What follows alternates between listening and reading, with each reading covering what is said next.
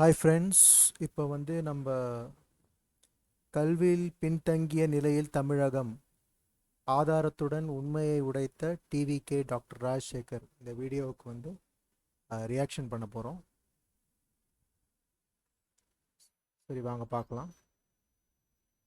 தங்கம் விற்று பாஸ்தா பணம் பெற பாஸ் மணி கோல் 9657 மேக்ஸ்ல சப்ட்ராக்ட் பண்ண தெரியாத பசங்க, 8வது படிக்கிற பசங்க கிட்டத்தட்ட 36% மக்களுக்கு சப்ட்ராக்ஷன் ஒரு பேசிக் மைனஸ் பண்றதுக்கு தெரியாது அப்படிங்கிறது இந்த ஏசர் ரிப்போர்ட்.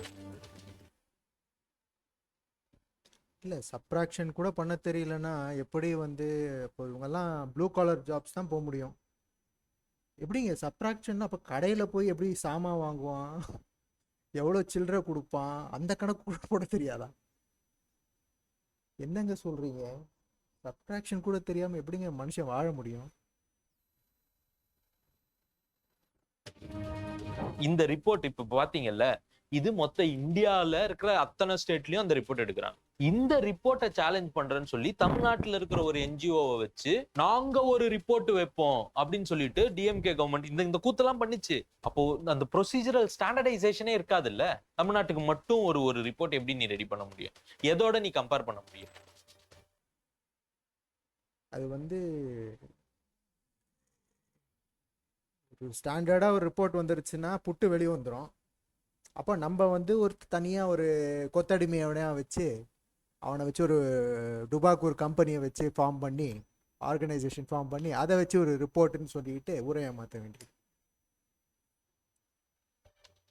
குழந்தைய யாரும் அவமானப்படுத்தல. இதுக்கு முன்னாடி இங்க ஆட்சியாளர்களா இருந்தவங்களதான் அவமானப்படுத்திருக்காங்க. அப்படியே அன்பில் மகேஷ் அந்த குழந்தைய போய் அசிங்கப்படுத்துறீங்களே, உங்களதான் அசிங்கப்படுத்துறாங்க. 5 வருஷமா என்ன கிழிச்சிங்கன்னு அசிங்கப்படுத்திருக்காங்க. 5 வருஷமா ரசிகர் மன்றம் நடத்த 8ஆம் கிளாஸ் குழந்தைக்கு ஒரு சென்டென்ஸ் ஒரு ரெஸ்பாண்ட் பண்ண தெரியல, இங்கிலீஷில் ஒரு சென்டென்ஸ் பேச தெரியலன்னா என்ன கேவலம் அதெல்லாம். இல்லை, எல்லாம் ஃபோர்ஸ் பண்ணோம். இந்த மாதிரி இந்த டிஎம்கே ஆளுங்களோட பசங்க இந்த மாதிரி ப்ரைவேட் ஸ்கூல்ஸில் படிக்கிறவங்களெல்லாம் ஒரு 1 மந்த் கவர்மெண்ட் ஸ்கூலில் ஒரு ஒரு கேம்ப் மாதிரி ஆர்கனைஸ் பண்ணி அவங்களெல்லாம் அங்கே படிக்க வைக்கணும். தெரியணும் என்ன டிஃப்ரென்ஸு, என்ன ஸ்டாண்டர்ட் டிஃப்ரென்ஸு. இந்த மாதிரி ஒரு ஸ்கூலில் படித்து இந்த மாதிரி ஒரு ஸ்டாண்டர்டில் படித்தா நம்ம வாழ்க்கை எப்படி இருக்கும். ஸ்கூல்ன்றது ஒரு குழந்தையோட ஃபார்மேட்டிவ் இயர்ஸு. அந்த மாதிரி ஒரு ஃபார்மேட்டிவ் இயர்ஸில் இவ்வளோ ஒரு கேவலமான ஒரு கவர்மெண்ட் ஸ்கூலில் படித்தேன்னா அந்த குழந்தையோட வாழ்க்கை என்ன ஆகும்? கவர்மெண்ட் ஸ்கூலில் படிக்கிறது தப்பு கிடையாது, ஸ்டாண்டர்டே இல்லை, ஒன்றுமே குழந்தைக்கு ஒரு படிப்பறிவே இல்லை, சொல்லிக் கொடுக்கவே இல்லை. ஒன்றுமே இங்கிலீஷ் தெரியல, சப்ராக்ஷன் தெரியல, மேக்ஸ் தெரியல. அப்போ அந்த குழந்தை என்னதான் பெருசாக என்னதான் பண்ண போகுது? உலக அகில உலக ரசிகர் மன்றம் நடத்தாம இதை கவனிச்சிருந்தீங்கன்னா இந்த நிலைமையில இருந்திருக்காது. ஐ எம் ப்ரௌட் கொத்துன்னு சொல்றான் பாருங்க, அவன் தான் பாதிக்கப்பட்டவன். நீ தலைமுறையா நீ ஒருத்தனுக்கு கீழே கை கட்டி வேலை செய்யறனா அதுக்கு இவங்க தான்டா காரணம். அதுல என்னடா பெருமை உனக்கு? அடிமையா இருக்கிறதுல பெருமைப்படுற ஒரு கேவலமான. இல்ல, அவன் அடிமைக்கெல்லாம் பெருமைப்படல. இவங்கெல்லாம் எப்படின்னா ஒரு வாட்டி அந்த குடும்பத்தை புகழ்த்தி பேசுறேன்னா கொஞ்சம் காசு கொடுப்பாங்க. அந்த எலும்பு துண்டுக்கு தான் இவங்கெல்லாம் கொத்தூசு பொத்தூசுன்னு பேசுறான். இல்லாட்டி இவனுங்களுக்கும் இந்த டிஎம்கே ஃபேமிலிக்கும் ஒரு தொடர்பும் கிடையாது. காசு மட்டும் இல்லாமல் போச்சுன்னு வச்சுக்கோங்களேன், டிஎம்கேன்ற கட்சியே இருக்காது. நான் இன்னைக்கே அடித்து சொல்கிறேன். இந்த காசை அப்படியே நீங்கள் அந்த லீக்கேஜ், அந்த பாத்திரையில் ஓட்டை இருக்குன்னு சொன்னார்ல விஜய் சார், அந்த ஓட்டையெல்லாம் ஸ்டாப் பண்ணிட்டீங்கன்னு வச்சுக்கோங்க, டிஎம்கே ஓவர் நைட்டு காணாமல் போயிடும். சமுதாயத்தை உருவாக்கி வச்சிருக்கிறத தவிர இவங்களுடைய சமூக நீதியில என்ன பண்ணாங்க? இருக்கிற முன்னாள் அமைச்சர்களுக்கு எல்லாம் கூட பெரிய வேலையே கிடையாது. இன்னைக்கு டிஎம்கே சேர்த்து வச்சவங்க எல்லாம் அப்படியே உட்கார்ந்து இருக்காங்க. நீங்க எல்லாம் போயிட்டு சண்டை போட்டுக்கிட்டு இருக்கீங்க. எதுக்கு?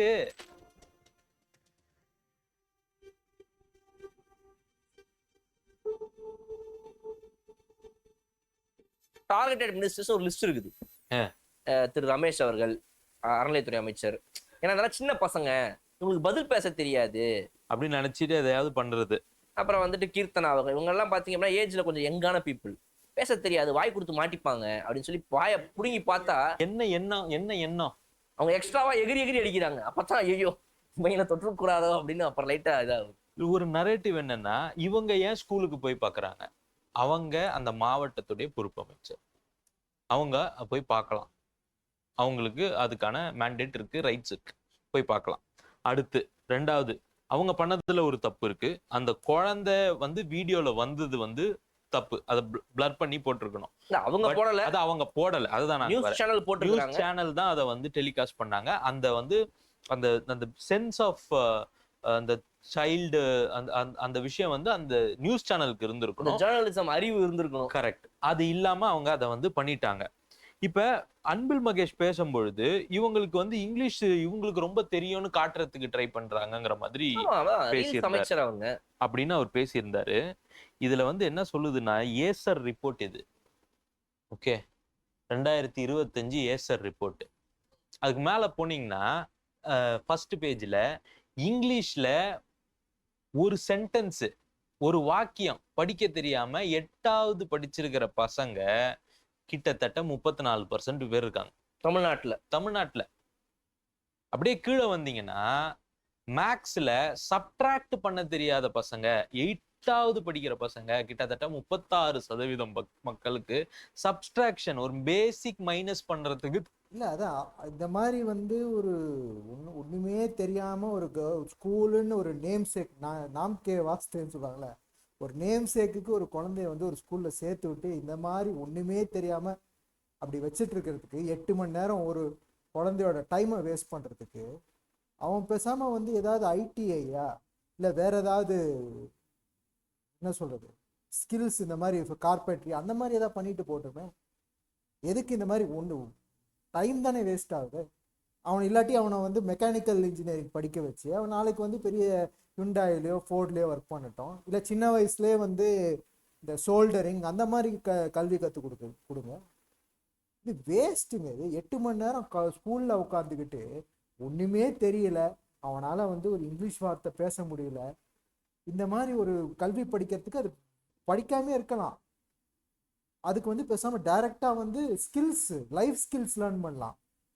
ப்ளம்பிங்கில் இன்ட்ரெஸ்ட் இருக்கவங்க ப்ளம்பிங் பண்ணலாம், கார்பென்ட்ரி பண்ணலாம், இல்லை இது பெரிய பெரிய ஹார்ட்வேர் மேனுஃபேக்சரிங் நிறுவனத்துக்கு ஆள் தேவை, அது மாதிரி ஸ்கில்ஸ் கற்றுக்கலாம். க்ளோதிங் இருக்குது.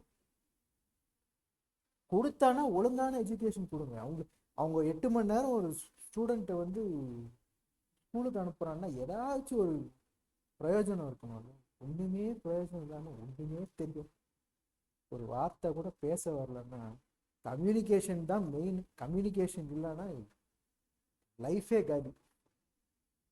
ஒரு வேலையை விடுங்க, புருஷன் பொண்டாட்டிக்கு நடுவில் கம்யூனிகேஷன் இல்லாத பிரச்சனை இப்போ தெரியாது அப்படிங்கிறது இந்த ஏசர் ரிப்போர்ட். தமிழ்நாட்டுடைய பிள்ளைகள் என்ன மாதிரி அவங்களுடைய எஜுகேஷன் இருக்குதுங்கிறதுடைய டேட்டா இது. கரெக்ட். இது 2025. அடுத்தடுத்த வருஷம் பாஸ் பண்ணிக்கிட்டே போய்கிட்டு இருக்கிறோம். அவங்க சொல்றதை அப்படியே மனப்பாடம் பண்றோம், எழுதுறோம், ஒப்பிக்கிறோம், ஏதோ அது கூட பண்றது இல்லைங்கிறாங்க. அதுவும் பண்ண முடியல. பண்ண முடியாத பிள்ளைகளுடைய சதவிகிதம் இது. அதனால நம்ம எஜுகேஷன்ல ரொம்ப டாப்ல இருக்கிறோமே. நம்ம தமிழ்நாடு ரொம்ப அந்த டேட்டாவை எப்படி எடுத்துக்கிறது? லிட்ரஸி ரேட் எவ்வளோ அப்படின்னு பார்க்கும்போது அதுல இல்லை ரோட் லேர்னிங் சொல்லுவாங்க. பிராமின்ஸ் அவங்கெல்லாம் மெமரைஸ் பண்ணுறது ரோட் லேர்னிங்கில் ரொம்ப அவங்க தே கேன் மெமரைஸ் பண்ணி அதை அப்படியே போய் எக்ஸாம்ஸில் ஒப்பிக்கிறதுல நல்ல மார்க் எடுக்கிறதுல அவங்க ரொம்ப கில்லாடின்னு சொல்லுவாங்க. ஆனால் அவங்க வேறங்க அதெல்லாம் சொல்லிக்கிட்டு படித்து they have that memorising capacity. அது ஓவர் ஜெனரேஷன்ஸ் வருது. ஒன்றுமே சரி, ரோட் லேர்னிங் பண்ணலனா கூட ஒரு பேசிக் ஒரு life skills, communication, English, maths, பேசிக்காக எதெல்லாம் தெரியணும், எந்த விஷயம்லாம் தெரியணும், அது கூட சொல்லிக் கொடுக்கணும்னா என்ன ஸ்கூல் சிஸ்டம் இது? இதுக்கு தான் நவோதயா பள்ளிகள் உள்ளே வரக்கூடாது, கேந்திரிய வித்யாலயா சிபிஎஸ்சினா ஒன்லி டிஎம்கே மினிஸ்டர்ஸோடைய கோட்டை. அவங்க பிள்ளைங்க தான் அங்கெல்லாம் படிக்கணும். காசு இருக்கிறவங்க தான் சிபிஎஸ்சியில் படிக்கணும். காசு இல்லைன்னா மெட்ரிகுலேஷன். சமச்சீர் கல்வியோட அழகு. தமிழ்நாடு வந்துருது, நல்ல இடங்களுக்கு வந்துருது, டாப்ல வந்துருது. நல்ல கல்வி கிடைக்கிறது இல்ல, தரமான கல்வி கிடைக்கிறது இல்லைங்கிறதுக்கான ரிப்போர்ட் இது. இதுல டீச்சர் ட்ரைனிங் வந்து அப்பப்ப அந்தந்த வருஷம் ட்ரைனிங் அட்டன் பண்ணக்கூடிய டீச்சர்ஸோட எண்ணிக்கையும் கம்மியா இருக்குங்கிறதையும் இந்த ரிப்போர்ட் சொல்லியிருக்கு. கவர்மெண்ட் ஸ்கூல்ல ஒரு இதெல்லாம் வந்து இங்கிலீஷ் பேச தெரியாமல், கணக்கு போட தெரியாமல், சப்ராக்ஷன் அடிஷன் தெரியாமல் இருக்கிறது வந்து டிஎம்கேக்கு நல்லது. அவன் எவ்வளோக்கு எவ்வளோ இவங்கெல்லாம் முட்டாளாக இருக்காங்க அவ்வளோ அடிச்சுட்டு போவான். அவனுக்கு வந்து கொத்தூஸோடைய எண்ணிக்கை அதிகமாயிடும். கொத்தா சேருவாங்க. கொத்தூஸ் படிக்க தெரியாதவன், இங்கிலீஷ் ஒரு சென்டென்ஸ் பேச தெரியாதவன் நல்லா கஞ்சா அடிச்சுட்டு நல்லா ப்ரோ என்ன ப்ரோ சொல்லுங்க ப்ரோ அப்படின்னு சொல்லிட்டு திரிவான். நல்லா ஜாலியாக இருக்கும் டிஎம்கேல. பிரியாணியும் குவார்ட்டரும் கிடைக்கும், என்ஜாய் பண்ணுங்க. இல்லை இந்த ஒரு 200 எலும்பு துண்டு அவன் கோடியாக அடிச்சுன்னு போவான். உனக்கு 200 வச்சு நக்கு இந்த கவிட்டு ஓடு. திருந்துங்கடா. ஒருத்தர் குட் இன்டென்ஷன்ஸோட ஒருத்தர் வந்திருக்காரு விஜய். அவரு கோடிக்கணக்காக சம்பாதிச்சிருந்தாரு ஃபிலிம் இண்டஸ்ட்ரியில். அதெல்லாம் விட்டுட்டு ஃபேமிலியில் கூட அவருக்கு ப்ராப்ளம்ஸ் இருக்குன்னு சொல்கிறாங்க. அது எல்லாத்தையும் விட்டுட்டு உங்கள் நாட்டை காப்பாற்றணும், மக்களோட தரத்தை உயர்த்தணும், உங்களுக்கு எல்லாருக்கும் வந்து காசு வரணும், எல்லாரும் வெல்த்தியாக இருக்கணும்னு ஒரு ஹானஸ்ட் இன்டென்ஷனோட ஒருத்தர் வந்திருக்காரு. நீங்கள் அவங்களுக்கு ஓட்டு போடாமல் இதுக்கு மேலேயும் நீங்கள்லாம் வந்து இந்த திராவிட கட்சிகளுக்கு ஓட்டு போட்டீங்கன்னு வச்சுக்கோங்க, ஆண்டவனே நினச்சா கூட தமிழ்நாடை காப்பாற்ற முடியாது. படிக்கக்கூடிய பிள்ளைகள் அவர்களுடைய வாசிப்பு தன்மை ரொம்ப குறைவா இருக்கு. இன்னும் சொல்லணும்னா ஒரு வார்த்தை இருக்கு இல்லை ஆங்கிலத்துல, ஒரு வேர்ட், அத படிக்க கஷ்டப்படக்கூடிய பிள்ளைங்க 16% 8ஆம் கிளாஸ் படிக்கக்கூடிய பிள்ளைங்க வந்து அந்த ஒரு வார்த்தையை படிக்கவே சிரமப்படுறாங்க. இல்லை, நான் வந்து ஸ்கூல்ல இருக்கும்போது இந்த நோவேர்னு ஒரு வேர்டு இருக்கும், அதை வந்து திருப்பி போட்டோன்னா எரே ஒன் அப்படின்னு வரும். அந்த மாதிரி ஒரு ஒரு ஒரு ஒரு என்ஜிஓன்னு நினைக்கிறேன், some kind of an organisation, they held English class மாதிரி நடத்தினாங்க. எஸ்பிஓ சிபிஎஸ்சி நடத்தினாங்க. பயங்கர ஹெல்ப்ஃபுல்லாக இருந்தது.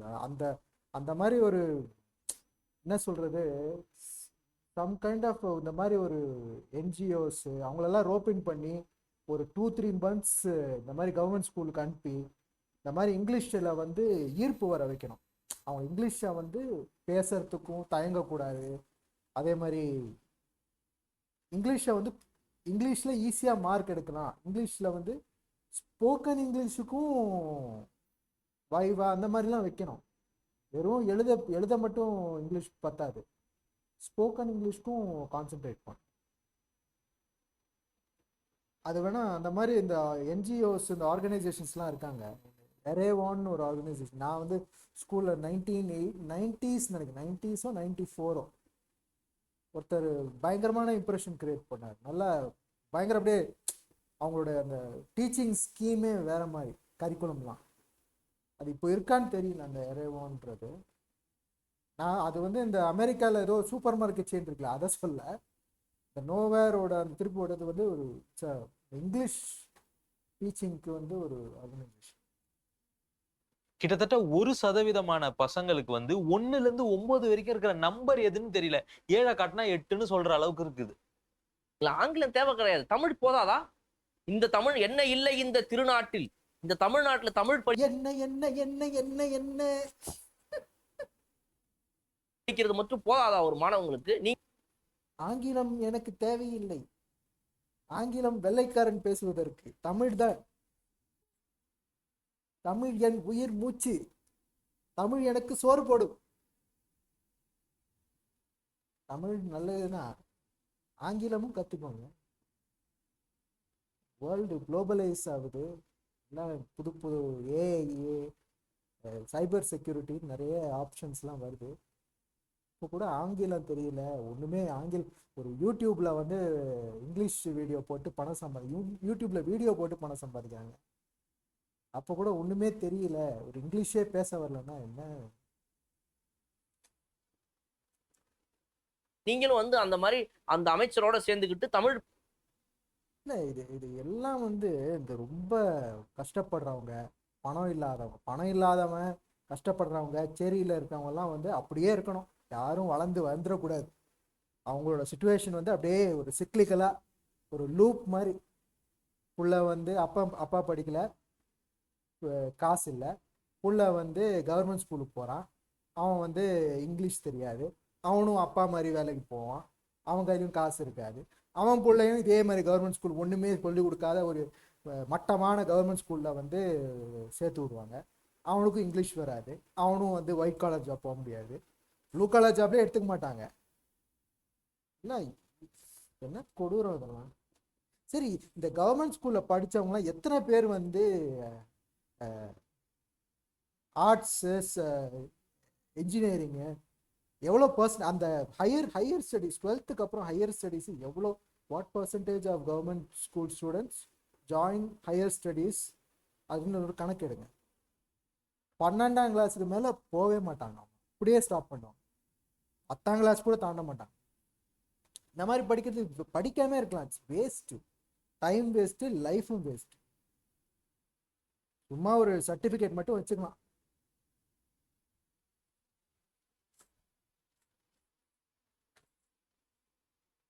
படிக்க தெரிஞ்ச மாணவர்களை இங்கிலீஷ்ல வாக்கியம் கூட்டி படிக்க தெரியாதுன்னு அவமானப்படுத்துறீங்க. அவமானப்படுத்தல, இருக்கிற நிலவரம் தெரிஞ்சாதான் அவங்கள நம்ம எப்படி ட்ரெயின் பண்றதுன்னு நமக்கு தெரியும். கரெக்டா? அவங்கள எப்படி நம்ம வந்து இந்த வேர்ல்ட் கிளாஸ்க்கு நம்ம ரெடி பண்ண வேண்டிய கடமை நமக்கு இருக்குதா இல்லையா? இருக்கு. அப்ப அதை நோக்கி நம்ம நடக்கணும்னா இதை நம்ம வந்து தெரிஞ்சுக்கணும். ஓகே, இதுதான் இன்னைக்கு இருக்கிற சினாரியோ. அப்ப இந்த மாதிரியான சர்ப்ரைஸ் இன்ஸ்பெக்ஷன்ஸ் வந்து கவர்மெண்ட் அஃபீஷியல்ஸ் வைக்கணும். வைக்கிறதன் மூலமா தான் அந்த குழந்தைங்களை வந்து கரெக்டான இடத்துக்கு டீச்சர்ஸும் கொண்டு போவாங்க. இப்ப இதுக்கு யார் ஆன்சரபிள்? அந்த குழந்தையால பதில் சொல்ல முடியலன்னா. சரி, இந்த மாதிரி ஒரு ஒன்றுத்துக்குமே உதவாத ஒரு படிப்பு வந்து தேவையே இல்லைன்ற எல்லாத்தையும் க்ளோஸ் பண்ணிட்டு டைரெக்டாக அந்த life skills, carpentry, machine work, lathe, அப்படியே அப்போ கூட உங்களுக்கு இந்த பெரிய பெரிய ஆட்டோமொபைல் மேனுஃபேக்சரிங் யூனிட்ஸ்லாம் வேலை செய்யணும்னா உனக்கு ஆட்டோ கேடு என்னென்னமோ தெரிஞ்சிருக்கணுங்க. இங்கிலீஷும் தெரியல, ஒரு எப்படி மேனேஜர் கிட்டலாம் வந்து கன்வர்ஸ் பண்ணுவாங்க, எப்படி பேசுவாங்க? இப்போ இவங்கெல்லாம் ஏதாவது மூட்டை தூக்கின்னு ஏதாவது பிஸ்னஸ் பண்ணி இருக்கணும். ஆனால் எஜுகேஷன்றது வந்து லைஃப்க்கு ரொம்ப இம்பார்ட்டன்ட். இவ்வளோ ரொம்ப ஒரு டேஞ்சரஸான ஒரு ஃபியூச்சர் நோக்கி போயிட்டுருக்கோம் ஏஐன்னு சொல்லிக்கிட்டு. பேசிக் அந்த ஃபவுண்டேஷனே இல்லைன்னா எப்படி இவங்கெல்லாம் சர்வைவ் பண்ண போகிறாங்க? அந்த குழந்தையா ஆன்சரபிள், அந்த ஸ்கூல் ஆன்சரபிளா, டீச்சர் ஆன்சரபிள்? டீச்சரும் ஸ்கூலும் தானே ஆன்சரபிள். ஆமா, அவங்க தானே அதுக்கு வந்து தார்மீக பொறுப்பு ஏற்றுக்கணும். இல்ல இதுக்கு முன்னாடி இந்த அரசெல்லாம் வந்துட்டு அரசுல இருக்கிற அமைச்சர்களே போயிட்டு நம்ம அரசு ஆட்சி நடந்துட்டு இருக்கும்போது இந்த மாதிரி பள்ளி கல்வி படிக்கிற மாணவர்களுக்கு இதெல்லாம் படிக்க தெரியல, சொல்ல தெரியலன்றதை நம்மளே எக்ஸ்போஸ் பண்ற மாதிரி ஆயிடும் அப்படின்ட்டு அதெல்லாம் மூடி மறைச்சிடுவாங்க. இப்போ உங்க அமைச்சரே போயிட்டு உங்களுடைய எஜுகேஷன்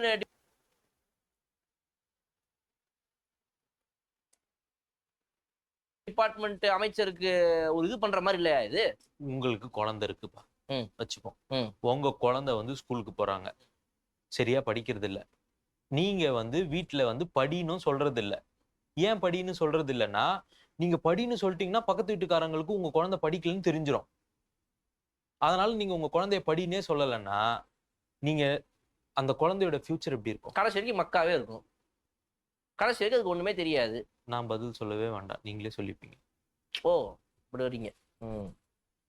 என் குழந்தை சரியா படிக்கல, ஓகே, அதை உணர்ந்து அதுக்கேத்த நடவடிக்கை எடுக்கணும்னா அதை உணர்றதுக்கான அந்த அந்த ஓப்பன்னஸ் உங்ககிட்ட இருக்கணும்ல. யாரை டிஃபெண்ட் பண்றீங்க? யார்கிட்ட சார் டிஃபெண்ட் பண்றீங்க? நீங்க பாதிக்கப்பட போறதுன்னா பரவாயில்ல, பாதிக்கப்படுறது அந்த குழந்தையோட ஃபியூச்சரு. இவங்கெல்லாம் யாரு, எந்த பொலிட்டிக்கல் எந்த கட்சியில இருக்கிறவங்க வந்து இந்த மாதிரி கவர்மெண்ட் ஸ்கூல்ல படிக்கிறான் காட்டுங்க. எவ்வளோ அஃப்ளூவன்ட் பேரண்ட்ஸோடைய பசங்களை எவ்வளோ பேர் வந்து கவர்மெண்ட் ஸ்கூலுக்கு அனுப்புறாங்க?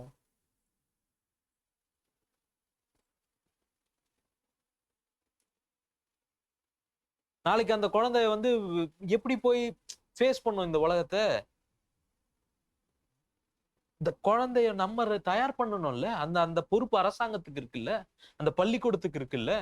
இப்ப இந்த இந்த மாதிரியான ரிப்போர்ட் பொய்யே, இந்த மாதிரியான ரிப்போர்ட்டை நாங்க ஏத்துக்க மாட்டோம், நாங்க ஒரு ரிப்போர்ட் வைப்போம் அப்படின்னு சொல்லிட்டு டிஎம்கே கவர்மெண்ட் இந்த இந்த கூத்தெல்லாம் பண்ணிச்சு. அவங்களே ஒரு ரிப்போர்ட்டை வச்சு, அவங்களே ஒரு ரிப்போர்ட் எடுத்து எல்லாம் சூப்பரா படிக்கிறாங்கன்னு ஒரு ரிப்போர்ட் ரிலீஸ் பண்ணாங்க. அது எவ்வளவு அசிங்கம் அது.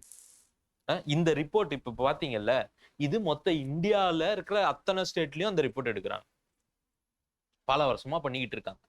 இந்த ரிப்போர்ட்டை சேலஞ்ச் பண்றேன்னு சொல்லி தமிழ்நாட்டுல இருக்கிற ஒரு என்ஜிஓவை வச்சு இவங்களுக்கு ஏத்த மாதிரி ஒரு ரிப்போர்ட்டை ரிலீஸ் பண்ணாங்க. அப்போ அந்த ப்ரொசீஜரல் ஸ்டாண்டர்டைசேஷனே இருக்காது இல்ல. தமிழ்நாட்டுக்கு மட்டும் ஒரு ஒரு ரிப்போர்ட் எப்படி நீ ரெடி பண்ண முடியும்? எதோட நீ கம்பேர் பண்ண முடியும்? மத்த ஸ்டேட்டோட கம்பேர் பண்ணோம்னா அங்க இருக்க ரிப்போர்ட்டை வேணும்ல. நான் வந்து தமிழ்நாடு சரி, இந்த ரிப்போர்ட் சரியில்லைன்னா வேற ஏதாவது ரிப்போர்ட், வேற ஏதாவது ஒரு என்ன மெக்கன்சியா இந்த மாதிரி மல்டிநேஷனல் கம்பெனியா அவன் ரிப்போர்ட் எடுக்க விடுங்க. அப்போ வந்து அவனும் இதே மாதிரி ரிசல்ட் வந்தானா அவனும் சரியில்லை, அப்போ ஏர்ன்ஸ்ட் அண்ட் யங்னு கூப்பிடுங்க, அவங்க ரிப்போர்ட் எடுப்பான், அதுவும் சரியில்லை. என்ன சொல்லுவாங்க, இந்த அகப்பையில பாத்திரத்துல இருந்தா தானே அகப்பையில வரும், அந்த மாதிரி ஒண்ணுமே இல்லையே. 5 வருஷம் என்ன பண்ணீங்க? தான் வந்து இதுல இந்த இந்த ரிப்போர்ட்லயே ரொம்ப கீழே இருக்குன்னு சொல்லல. ஓகே, தமிழ்நாடை விட அதிகம் நிறைய மாநிலங்கள் வந்து ரொம்ப கீழே இருக்காங்க. இந்த பர்சன்டேஜ்லாம் ரொம்ப அதிகமா இருக்கு. I accept. ஆனா இது உங்களால ஏத்துக்க முடியுதா? இல்லையே, 100ல 35 பேருக்கு வந்துட்டு ஒரு வார்த்தையை கூட இங்கிலீஷ்ல கரெக்டா ப்ரொனவுன்ஸ் பண்ண தெரியல அப்படின்னா வந்துட்டு அது கஷ்டம் தானே. மைனஸ் பண்ண தெரியல சார். நீங்க சொல்ற மாதிரி ஆங்கிலத்தை விடுங்க சார், அது ஒரு மொழி. கணக்கு சார். 10 - 5 எவ்வளோன்னு கேட்டா 4ன்னு சொன்னா என்ன சார் அர்த்தம்? 3ன்னு சொன்னா என்ன சார் அர்த்தம்? 8வது படிக்கிற குழந்தை அப்படி சொல்லலாமா சார்? இந்த மாதிரி பேசிக் சப்ஸ்ட்ராக்ஷன் நான் சொல்றது. 6 டிஜிட் 7 டிஜிட் சப்ஸ்ட்ராக்ஷன்லாம் சொல்லல, பேசிக் சப்ஸ்ட்ராக்ஷன். பேசிக் சப்ட்ராக்ஷன் தெரியாத அளவுக்குலாம் வந்துட்டு இங்க பள்ளி மாணவர்களை வந்துட்டு தயார் பண்ற அளவுக்கு வந்துட்டு அரசு பள்ளி இல்லை, இவங்களுடைய ஸ்டாண்டர்ட் எப்படின்னா, கையில் ஸ்மார்ட் ஃபோன் இருந்ததுன்னா அவருக்கு வந்து படிக்க தெரியும், அவருக்கு வந்து பேசிக்ஸ், ஒரு கையில் ஒரு ஸ்மார்ட் ஃபோன் இல்லை கையில் வந்து அவருக்கு வந்து கம்ப்யூட்டர் யூஸ் பண்ண தெரியும், லேப்டாப் வச்சுருக்காருன்னா அவர் உடனே வந்து அவர் ஹீ இஸ் அ லிட்ரேட், அவருக்கு எல்லாமே தெரிஞ்சிடும். ஸ்கூலெல்லாம் அப்போ வெறும் வெத்து. எதுக்கு ஸ்கூலு? பிறந்த குழந்தை கையில் ஒரு ஸ்மார்ட் ஃபோனை கொடுத்துருங்க, ஒரு கம்ப்யூட்டர் கொடுத்துருங்க, அதை வச்சு அவனே வந்து யூடியூப் வீடியோ பார்த்து படிச்சுக்கிட்டான். ஆசிரியர்கள் இருக்கிறாங்க. அரசு பள்ளி வீட்டிலே உட்காந்து படிக்கட்டும். எதுக்கு ஸ்கூலு? எதுக்கு ஸ்கூலு அனுப்புகிறாங்க? இன்ட்ராக்ஷன், சோஷியல் இன்ட்ராக்ஷனு, குழந்தைங்க நிறைய ஃப்ரெண்ட்ஸ் உருவாகும், ஒரு இந்த வேறுபாடுகள் போகும், ஒரு கம்யூனிட்டி இன்ட்ராக்ஷன் இருக்கும், ஃப்ரெண்ட்ஸ் உருவாகும், நல்ல சக மாணவர்களாக இருப்பாங்க. அமெரிக்காவில் ஹோம் ஸ்கூலிங்னு பண்ணுறாங்க. ஹோம் ஸ்கூலிங் பண்ணுறவங்களுக்கும் இந்த மாதிரி வந்து இந்த ஸ்கூல்ஸ்க்கு, இந்த ப்ராப்பர் ஸ்கூல்ஸ்க்கு ஸ்டூடெண்ட்ஸாக அனுப்புகிறவங்களுக்கும் அந்த குழந்தைங்களுக்கும் ரெண்டுத்துக்கும் வித்தியாசம் இருக்குது. ஹோம் ஸ்கூலிங் பண்ணுற குழந்தைங்க ரொம்ப இன்ட்ரோவர்ட்டாக இருப்பாங்க, ரொம்ப ஷையாக இருப்பாங்க, வெளி உலகத்தை ஃபேஸ் பண்ண பயப்படுவாங்க. ஏன்னா அவங்களுக்கு லைஃப்பில் வந்து அவங்க மற்ற குழந்தைங்களெல்லாம் பார்த்ததே கிடையாது, தனியாக அப்பா அம்மா கூட இருந்தே பழகப்பட்டவங்க.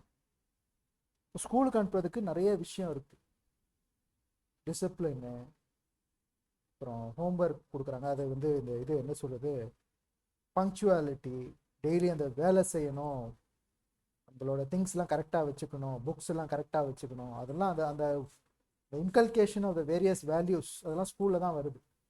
படிக்கிறது மட்டும் கிடையாது, ஸ்போர்ட்ஸு எல்லாமே இருக்குது. அப்போது ஸ்கூலுன்றது வந்து ஒரு குழந்தைய மோல்டு பண்ணுது. அப்போ அந்த மாதிரி ஒரு ஸ்கூல், கவர்மெண்ட் ஸ்கூல்ஸ் இல்லைன்னா அப்போ எதுக்கு இந்த மாதிரி சும்மா ஒரு நேம் சேக்காக நடத்திட்டு போவீங்க? எதுக்கு?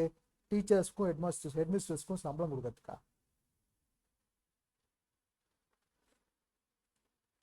பர்ஃபார்மன்ஸ் பேஸ்ட் பே வச்சுருவோமா கவர்மெண்ட் ஸ்கூல்ஸ்க்கு? நீங்கள் வந்து சம்பளம் வாங்கிட்டு போயிடுவீங்க, ஹெட்மிஸ்டர்ஸு டீச்சர்ஸ் எல்லாம். அங்கே அழியிறது அந்த குழந்தையோட வாழ்க்கை. அதுக்கு ஒன்றும் தெரியாது, அந்த குழந்தை சும்மா வந்துட்டு இப்படி பார்த்துட்டு ஜாலியாக சண்டை சிரிச்சுக்கிட்டு விளையாடிட்டு இருக்கோம். வயசாக தான் தெரியும் ஸ்கூலுன்றது. போனோமா ஸ்கூலில் என்ன படித்தோம், என்னத்தை சொல்லி கொடுத்தாங்க ஸ்கூலில்? ஆசிரியர்கள் வந்து நல்ல எக்யூப்டான பீப்புளை தானே போடுறாங்க அரசு. அப்புறம் ஏன் இது மாதிரி நடக்குது? அரசு பள்ளி ஆசிரியர்களுக்கு பல வேலைகள் இருக்கு. எலெக்ஷன் வந்து அவங்க தான் பூத்துல உட்காடுறாங்க. அதுக்கப்புறம் மீட்டிங்ஸு, அவங்களுக்குன்னு இருக்கக்கூடிய வேலைகள். சில பள்ளிகள்ல ஒரு ஒரு ஆசிரியர் பள்ளிலாம் இருக்கு. ஒரே ஒரு ஆசிரியர் 1ஆம் கிளாஸ்ல இருந்து 8ஆம் கிளாஸ் வரைக்கும் பாடம் எடுப்பாங்க. 1ஆம் கிளாஸ் 5ஆம் கிளாஸ் வரைக்கும் பாடம் எடுப்பாங்க. அப்ப மீதி மீதி நேரம்லாம் அந்த அந்த கிளாஸ் பசங்கலாம் என்ன பண்ணுவாங்க? சும்மா தான் உட்காந்துருப்பாங்க. ஸோ இந்த மாதிரியான நிறைய நடைமுறை சிக்கல்கள் இருக்கு அரசாங்க பள்ளிகள்ல. இதெல்லாம் நம்ம களையணும்னா we should know where we are. அது தெரியாம நம்ம இதெல்லாம் சரி பண்ண முடியாது. இன்னொன்னு, அரசு பள்ளியினாலே வந்துட்டு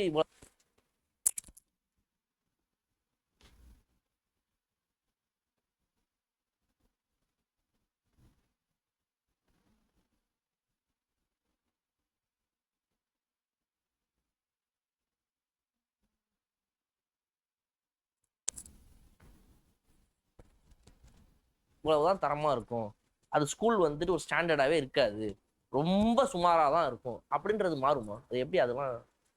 அதை மாத்தணும். போன முறை ஐ திங்க் அன்பில் மகேஷ் அவர்கள் வந்து மினிஸ்டரா இருக்கும் பொழுது இங்க இருந்து போன அலுமினை எல்லாம் வாங்க, பணம் கட்டி இதெல்லாம் ரெடி பண்ணுங்க, அதை பண்ணுங்க, இதை பண்ணுங்க. நீங்க என்ன பண்ணீங்க வருஷம் வருஷம்? நான் இன்னொரு டேட்டா, ஒரு பழைய வீடியோ நான் போட்டு. நான் என்ன சொல்கிறேன், இந்த கவர்மெண்ட் ஸ்கூல்ஸ்க்குலாம் வந்து இப்போ பணம் இல்லாமல் அந்த ரெனியூவல்லாம் பண்ணுறீங்கல்ல, அப்போ கவர்மெண்ட் ஸ்கூல்ஸ்க்கு வந்து நீங்கள் அதை வந்து சிஎஸ்ஆராக கொடுங்க. எவ்ரி இந்த ப்ரைவேட் ஸ்கூல்ஸ்க்கு வந்து ரெனியூவல் பண்ணுறீங்க ஃப்ரீ ஆஃப் காஸ்ட். முதல்ல மாதிரி காசு வாங்கலை. அவங்க வந்து addition to keeping the standards and fees ஸ்ட்ரக்சர்லாம் வச்சுருக்க விட each private school can adopt a government school adopt பண்ணிவிட்டு அங்கே இருக்க டீச்சர்ஸ்க்கெலாம் ட்ரைனிங் கொடுக்கறது, இல்லை அங்கே வந்து ஏதாவது இன்ஃப்ராஸ்ட்ரக்சர், கவர்மெண்ட் ஸ்கூலில் இன்ஃப்ராஸ்ட்ரக்சர் வேலை செய்கிறது, அந்த மாதிரி வந்து பண்ணுங்கள். அப்போ வந்து அந்த ஒரு ப்ரைவேட் ஸ்கூலில் வந்து அவங்க they can proudly mention they have adapted this government school. அங்கே இருக்கிற பசங்களுக்கும் இந்த இருக்கிற பசங்களுக்கும் மிங்கிள் பண்ண விடுங்க. இந்த மாதிரிலாம் பண்ணலாம், நிறைய பண்ணலாம். இந்த எம்பி ஃபண்ட்ஸ்ன்னு சொல்லிட்டு வருஷத்துக்கு 5 கோடி ரூபாய். தலைமை நல்லா இருந்ததுன்னா எல்லாம் ஸ்கை இஸ் த லிமிட். தலைமை சரியில்லைன்னா எதுவுமே விளங்காது. கொடுப்பாங்க. 2016ல இருந்து 20 வரைக்கும் மொத்த டேட்டா நான் கலெக்ட் பண்ணியிருந்தேன். அதுல இருக்கக்கூடிய எம்பி வருஷம் அந்த 5 கோடியில ஒரு 2 கோடிக்காவது ஸ்கூலுக்கு பெஞ்சு செஞ்சு போடுறாங்க. சும்மா ஃபேக் கணக்கு. அரசு பள்ளிக்கு 2 கோடி ரூபாய்க்கு பெஞ்ச் பண்ண. எப்போ அசம்பிளியே 6 அசம்பிளி. என்னங்க பெஞ்ச் பண்ணீங்கன்னா என்ன பெஞ்ச் ப்ரெஸ் பண்ணீங்களா? 2 கோடி பெஞ்ச் ப்ரெஸ் பண்ணீங்களா?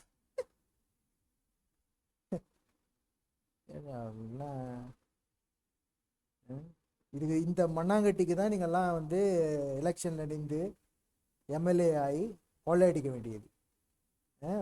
ஒரு பேசிக் ஒரு எம்பிக்கு வந்து அவங்க ஒரு ஃபண்டு கொடுக்குறாங்க அவங்களோட தொகுதிக்கு ஏதாவது செய்யணும்னு, அதை கூட வந்து ஃப்ராடு பண்ணிக்கிட்டு இந்த மாதிரி தப்பான பொய் கணக்கு காமிச்சுக்கிட்டு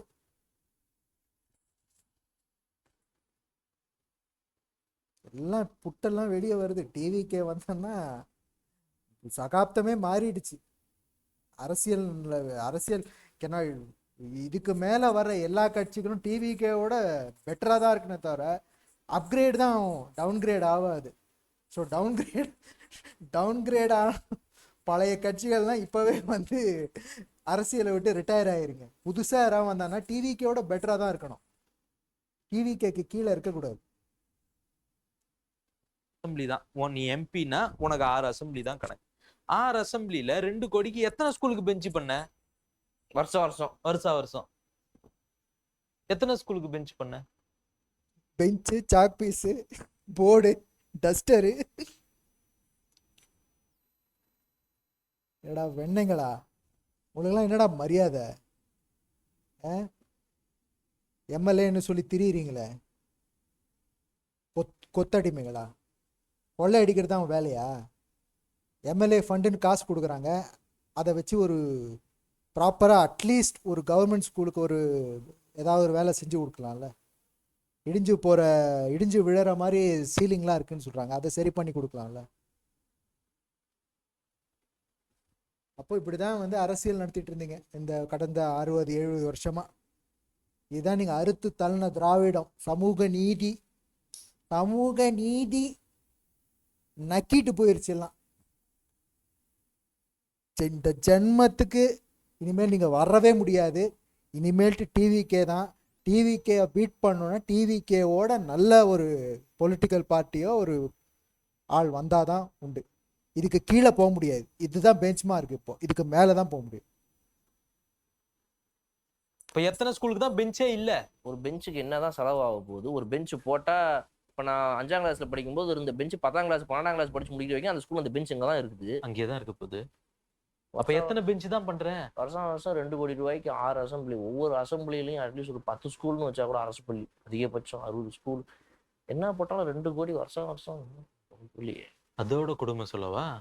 லைப்ரரிக்கு புக்ஸ் வாங்கணும் அப்படின்னு 20 லட்சம் ரூபாய் கணக்கு எழுதியிருக்காங்க. லைப்ரரிக்கு புக்ஸ் வாங்கும் பணி, நூலகத்திற்கு நூல்கள் வாங்கும் பணி 20 லட்சம், நூலகத்துக்கு நூல்களை வழங்கும் பணி 40 லட்சம். ஓ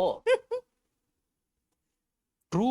ஒருவேளை அவங்க பாஸ்டன் டைனாமிக்ஸ்ல ஒரு ரோபோட்டை வாங்கி அந்த ரோபோட் மேல அந்த புக்கை வச்சு அதை இந்த ரோபோட்டை வச்சு ஒரு ஸ்கூலுக்கும் போய் டிஸ்ட்ரிபியூஷன் பண்ணியிருக்காங்க. அதுதான் 40 lakhs.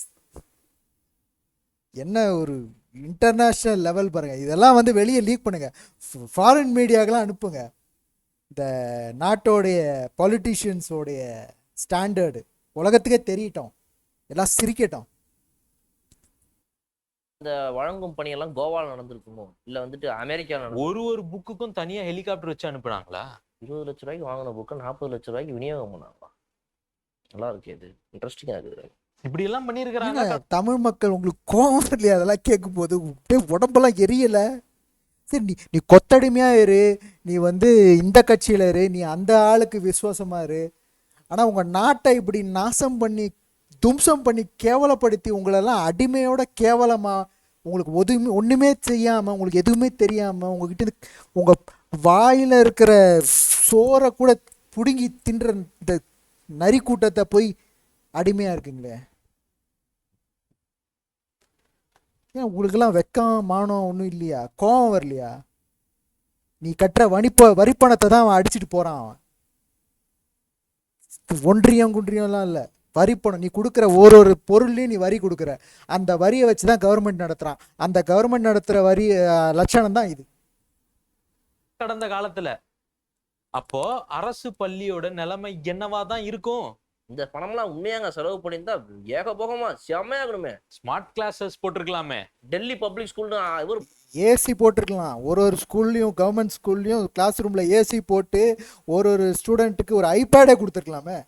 பண்ணாரு பாருங்க. ஏகே அரவிந்த் கெஜ்ரிவால் அந்த மாதிரி இருக்கணுமே. என்ன இருந்திருக்கணும், பண்ணல. ஸோ எம்பி லேட்ஸ்ல நீங்க ஃபண்டு ஸ்கூலுக்குன்னு ஒதுக்குறீங்க. இப்போ அந்த ஸ்கூல் தரத்தை பெஞ்சு தேய்ச்சிங்க நல்லா. பெஞ்சு ஸ்கூலுக்கு பெஞ்சு வாங்கி போட்டு ஏத்தத்துக்கு பண்ணல. அலுமினி கிட்ட போய் காசு கேக்குறீங்க. ஓகே, இது போக பள்ளிக்கல்வித்துறையிலயும் நிறைய பணம் செலவு பண்றீங்க. டீச்சர்ஸ்க்கு சம்பளம் போறது போக இன்ஃப்ராஸ்ட்ரக்சர் டெவலப்மெண்ட்டுக்கு தனியா பணம் ஒதுக்குறீங்க. தனி பட்ஜெட்டிங் அதுக்கு அலாகேட் பண்றீங்க. அதுலயும் பண்ணல. அப்ப இன்ஃப்ராஸ்ட்ரக்சர்லாம் ஒன்றும் சரியா இல்லை. இல்ல மாவட்டத்துக்கு ஒரு பள்ளிக்கூடம் ஏதாவது பெருசா மாத்தி விட்டுட்டு போன ஆட்சி. இந்த மாவட்டம் அதெல்லாம் பேசாதீங்க. உங்க புட்டெல்லாம் வெளியே வந்துடுச்சு. இதுக்கு மேல வீக்னஸ் வெளியே வந்த அப்புறம் வீராப்பு கூட நோ டிஃபென்ஸ். இனிமேல்ட்டு ஒன்லி சரண்டர் தான். பாத்தீங்கன்னா இது ஒரு அரசு பள்ளியா? தமிழ்நாடுல திராவிட மாடல் ஆட்சி வந்த உடனே ஒரு அரசு பள்ளி இப்படி மாறிச்சேன்னு ஒரு சாம்பிளுக்கு ஒரு ஸ்கூல்லாம் காட்டி விட்டு அதை வச்சு அந்த மாவட்டமே மாத்திட்டோன்ற மாதிரி ஒரு பில்டப் கிரியேட் பண்ணி வேண்டியதான். பல 100 பள்ளிகளை கடந்த 5 ஆண்டுகள்ல மூடி இருக்கீங்க, செயல்படாம ஆக்கியிருக்கீங்க. எத்தனையோ பள்ளிகள்ல மேற்கூரை எப்போ இடிஞ்சு விழுன்னு தெரியாத நிலைமையில இருக்கு. உன் புள்ள லண்டன் போவான், அமெரிக்கா போவான், கேர்ள் ஃப்ரெண்டோட ஃபோட்டோ எடுப்பான். ஆனால் கவர்மெண்ட் ஸ்கூலில் படிக்கிறவனோட அப்பாவோட கவர்மெண்ட் ஸ்கூலில் படிக்கிறவன் கொத்தடிமையாக இருக்கணும், மூட்டை தூக்கணும், ஹோட்டலில் வேலை செய்யணும், சர்வராக இருக்கணும், ஆட்டோ ஓட்டணும். இப்படி தான் இந்த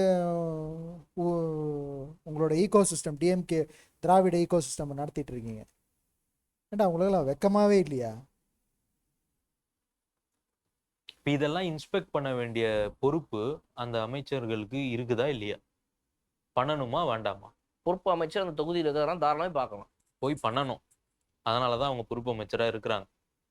ஏன்னா அடுத்த முறை அலாக்கேட் பண்ணும்போது எங்க மாவட்டத்துல இத்தனை பள்ளியோட நிலைமை இதுதான், இங்க இருக்கக்கூடிய பிள்ளைகளுக்கு வந்து ஆங்கிலத்துல ஒரு வரி சரளமா பேச வரல, அப்ப எங்களுக்கு இன்னும் வந்து ஒரு 3 ஆசிரியர்கள் வேணும் இந்த பள்ளிக்கு அப்படின்னு சொல்ல வேண்டிய இடத்துல அந்த பொறுப்பு அமைச்சர் இருக்கிறாங்க. அப்ப அவங்க பண்ணினது கரெக்ட். அந்த குழந்தையோட முகம் எக்ஸ்போஸ் ஆனதுல எனக்கும் உடன்பாடு கிடையாது. அதுக்கு அந்த சேனலும் பொறுப்பேற்றுக்கணும், அமைச்சரும் கொஞ்சம் ஜாக்கிரதையா தான் இருந்திருக்கணும். ஓகே, ஆனா அது ஒண்ணுமே கிடையாதுங்களே. அது சும்மா வந்து ஒரு கொஞ்சமாவது ஒரு பகுத்தறிவு இருந்ததுன்னா தே ஷுட் ஹவ் பிளர்ட் த ஏதோ ஒரு வீடியோ டூல் வச்சு அதை ஃபேஸை பிளர் பண்ணி குழந்தையோட ஃபேஸை பிளர் பண்ணிடும். அது கூட இந்த சேனல்ஸ்க்கு பண்ண துப்பு இல்லை. அவங்களுக்கு ஒரு வரி படிக்க தெரியல, படிக்க வரல, பேச வரலங்கிறது மொத்த தமிழகமா நாம தலைகுனிய வேண்டிய விஷயம். குழந்தைய யாரும் அவமானப்படுத்தல. நீ இதுக்கு முன்னாடி இங்க ஆட்சியாளர்களா இருந்தவங்களதான் அவமானப்படுத்திருக்காங்க. அப்படியே அன்பில் மகேஷ் அந்த குழந்தைய போய் அசிங்கப்படுத்திட்டீங்களே, உங்களதான் அசிங்கப்படுத்துறாங்க. ரூல்ஸை ஃபாலோ பண்ணுங்கடான்னு சொன்னேனே அப்படின்னு அழுவாரு. இதான் அவங்க ரூல்ஸ், மண்ணாங்கட்டி ரூல்ஸ். 5 வருஷமா என்ன கிழிச்சிங்கன்னு அசிங்கப்படுத்திருக்காங்க. இது தீய சக்தி கிடையாது, தீய சக்திக்கும் மேல, அதுக்கும் மேல இன்டர்நேஷனல் லெவல் இது. 5 வருஷமா நாடக கம்பெனி நடத்தாம, அது பேர் என்ன, ரசிகர் மன்றம் நடத்தாம, அகில உலக ரசிகர் மன்றம் நடத்தாம, இத கவனிச்சிருந்தீங்கன்னா இந்த அந்த ரசிகர் மன்றத்தை ஒழுங்கா நடத்திருந்தாலே வந்து அட்லீஸ்ட் ஒரு சான்ஸ் கிடைச்சிருக்கு மேடம். உனக்கு ரசிகர் மன்றம் கூட இல்லைன்னு நினைக்கிறேன். அதை வச்சு கூட நீ படத்தை ஓட்டியிருக்கலாம்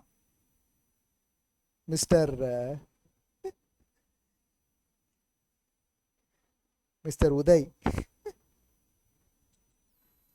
அதை ஒழுங்கா நடத்தியிருந்தாலாச்சும் ஏதாவது.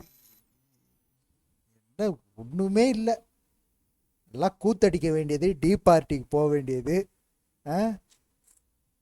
4-5 படம் எடுத்தேன்னு சீனை போட வேண்டியது, ப்ரொடியூஸ் பண்ணேன்னு சீனை போட வேண்டியது.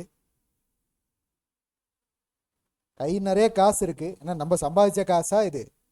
எவன் ஒலையில அடிச்ச காசு. 5 பைசா 10 பைசா இல்லாமல் ரோட்டில் தெருவில் அலையிறான், அவன் மடியிலேருந்து பிடுங்கின காசு. அந்த காசை வச்சு நீ படமும் ப்ரொடியூஸ் பண்ணுவ, நீ டிஃபெண்டர் காரு வாங்குவ, ஏரோப்ளைனும் விடுவ. நீ இருந்திருக்காது. 5 வருஷத்துக்கு முன்னாடி அந்த 8ஆம் கிளாஸ் குழந்தை 3ஆம் கிளாஸ் படிச்சிருந்திருக்கோம். அந்த 5 வருஷத்துல கரெக்டான கல்வி கிடைச்சிருந்தா இன்னைக்கு அந்த நிலைமை வேற. இந்த உணர்தல்ல மக்களுக்கு வரணும். இதுவரை தமிழ்நாடு பார்த்திராத மிக சிறந்த ஒரு பள்ளிக்கல்வித்துறை அமைச்சர்னு அவர் எவ்வளவு பேர் போட்டுறாங்க தெரியுமா? யார்? திமுகல அவரு கூட தான் பெரிய முதலமைச்சர்னு சொன்னாங்க, பெரிய துணை முதலமைச்சர்னு சொன்னாங்க. அவங்க பேசுறது பேசுவாங்க சார், நம்ம என்ன பண்ண முடியும்? இல்ல, நம்ம பாட்டுக்கு நம்ம மூவ் ஃபார்வர்ட், ஒன்லி அப்கிரேட் தான், நோ டவுன் கிரேட். போயிட்டே இருக்க வேண்டியதுதான். தட்டி மேலே டஸ்ட் பட்டுதா, தட்டிட்டு போயிட்டே இருக்க வேண்டியதுதான். பெரிய பிடபிள்யூடி மினிஸ்டர், மிகப்பெரிய நீர்வளத்துறை அமைச்சர் இல்ல, இது போல் ஒருவர் இதுமுறை தமிழ்நாடு பார்க்கவும் இல்லை, இனிமேல் பார்க்கவும் முடியாது. பார்க்கவே கூடாது இனிமே. முடியாது, பார்க்கவே கூடாது இனிமே. இப்ப கரண்டா பாத்தீங்க அப்படின்னா சில ஊர்கள்ல எல்லாம் வந்து இந்த தண்ணி பிரச்சனை இருக்கு, தண்ணியே வசதியே இல்லை அப்படின்னு பொய் சொல்ல வச்சு அந்த இது இப்படியே போச்சுன்னா தமிழ்நாடு வந்து அமெரிக்கா ரேஞ்சுக்கு மாறிடுமே. ஐயோ. அப்போ என்னோட அசைன்மெண்ட் என்ன ஆச்சு? தமிழ் மக்களை அழிக்கணும்னு நினைச்ச டிஎம்கேயோட அசைன்மெண்ட் என்ன ஆச்சு? தமிழ்நாடே முன்னேறிடும் போல இருக்கே. இதை எப்படியாச்சு இன்செப்ஷன்லேயே இதை காலி பண்ணணுமே அப்படின்னு பயங்கரமா திட்டம் போட்டுக்கிட்டு இருப்பாங்க. இப்படியே போச்சுன்னு நம்மளை மதிக்க மாட்டாங்க தமிழ் மக்கள். அவங்கள எங்க வச்சிருக்கணுமோ அந்த லெவல்ல தான் வச்சிருக்கணும். தான் டிஎம்கே லாஜிக். என்ன ஒரு புத்தி பாருங்க. கொத்தூஸ் பா.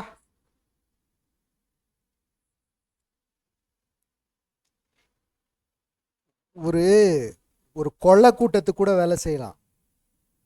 ஒரு போர் அடிச்சு மக்களை கொல்றானே அவன் கூட பரவாயில்ல. இவன் வந்து this guy these people they are killing the hope. ஒருத்தன் வந்து கஷ்டப்படுறான், தான் புள்ள கஷ்டப்படக்கூடாதுன்னு ஸ்கூலுக்கு அனுப்புகிறான், அவன் தலைமுறையே காலி பண்ணுற நீ. இது எவ்வளவு பெரிய பாவம் தெரியுமா? அவனுக்கு ஹோப்பே இல்லாமல் பண்ணிடுறான். அவன் வந்து ரிக்ஷா ஓட்டுறான்னா அவன் பிள்ளையும் ரிக்ஷா தான் ஓட்டணும். இது வந்து மோர் இன்சீடியஸ். ஒரு இப்போ வெளிப்படையாக ஒருத்தன் வந்து ஈவில், ஒருத்தன் நான் கெட்டவன் ஒருத்தன் சொல்லி கொலை பண்ணுறவனை கூட கடவுள் கூட மன்னிச்சிருவார். அதை கொன்னவங்களோட அப்பா அம்மா கூட மன்னிக்க மாட்டாங்க. ஆனால் இந்த மாதிரி நல்லவன் மாதிரி வேஷம் போட்டு மக்களை ஏமாற்றி அவங்க வாழ்க்கையை தரத்தையே நாசம் பண்ணி இந்த நாட்டையும் நாசம் பண்ணி அந்த நாட்டோடைய எல்லா வளத்தையும் திருடிட்டு இந்த மாதிரி இருக்கணும்னா தமிழர்கள் மேலே பயங்கரமான ஒரு வெறி இருக்கணும். ஒரு வெறினா தப்பான வெறி, ஹேட். தமிழர்களை அவ்வளோ வெறுக்கணும். அந்த மாதிரி ஆளுங்க தான் இந்த மாதிரி செய்வாங்க வேலை. இது யாருன்னு உங்களுக்கே, தமிழ் மக்கள் உங்களுக்கே புரியும் இந்த மாதிரி பண்ணுறவங்க யாரு. நான் இப்போவும் சொல்கிறேன், டிஎம்கே ஹேட்ஸ் தமிழ் பீப்புள். அவங்க தமிழ்நாடையே வெறுக்கிற ஒரு கட்சி அது. மக்களை ஏதோ 20 வருஷமா 15 வருஷமா தண்ணி வரலையா, இந்த ஊருக்கு பஸ் வரலையா, அந்த ஊருக்கு வந்துட்டு இது வரைக்கும் குடிநீரே வந்தது இல்லையா, இந்த மாதிரிலாம் அந்த மக்களை பொய் சொல்ல விட்டு அந்த மக்களுக்கு வந்து இன்னைக்கு தான் இத்தனை வருஷங்களுக்கு அப்புறமா தண்ணியே வருது, பஸ்ஸே விடுறாங்க அப்படின்லாம் பொய் சொல்ல விட்டு இந்த தமிழ்நாடு அரசு, இப்போதைய அரசு வந்து இந்த மீடியாவை வச்சு ஏதோ ஒரு ஸ்டண்ட் பண்ணிக்கிட்டு இருக்கு. அதுதான் உண்மை. இத்தனை வருஷமா நீங்க வந்து சில ஊர்களுக்கு வந்து பஸ் கொடுக்கல, அது இப்ப டிவிகே கவர்மெண்ட் வந்து தான் அதை உடைச்சு மாத்திருக்கிறாங்க. இப்ப நீ டிஎம்கே நீ எவ்வளவுக்கு எவ்வளோ நீ இறங்குறியோ அவ்வளவுக்கு எவ்வளோ உனக்கு அடி விழும். நீ எவ்வளோக்கு எவ்வளோ திருந்த மறுத்து உன்னோட ரவுடித்தனமும் உன்னுடைய சண்டியர்த்தனமும் நீ பண்ணுற தில்லுமுள்ள வேலை என்னெல்லாம் எவ்வளவு பண்ணுறியோ அதுக்கு மேலே மேலே உன்னோட டவுன்ஃபால் அப்படியே இன்னும் ஆக்சலரேட் ஆகும். அது புரிஞ்சுக்கோ, புரிஞ்சு நடந்துக்கோ.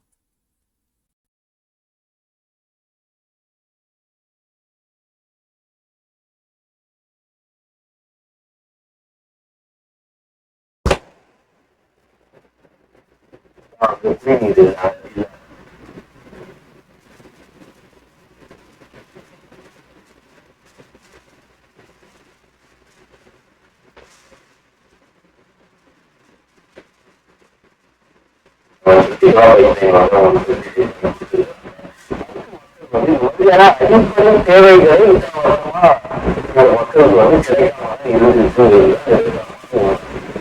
திருச்செந்தூர் கோயில வந்துட்டு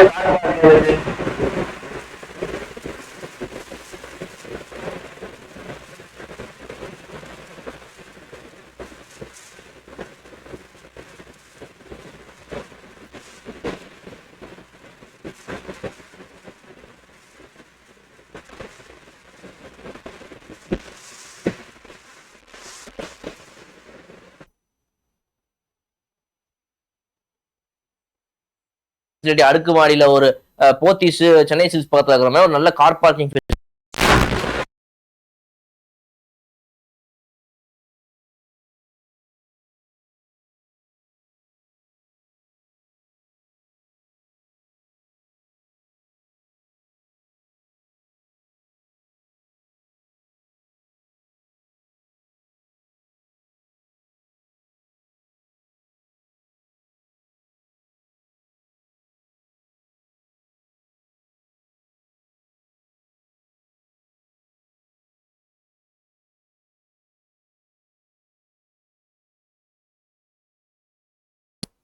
ஹலோ சாரி ஃப்ரெண்ட்ஸ், ஒரு டெக்னிக்கல் ஃபால்ட் ஆயிடுச்சு.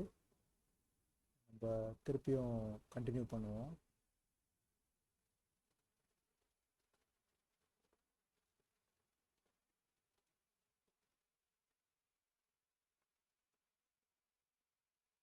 வராங்கன்னா அவங்க பிரச்சனை கிடையாது, அதனால பெரிய ஒரு ட்ரபிள் கிடையாது கவர்மெண்ட்டுக்கு.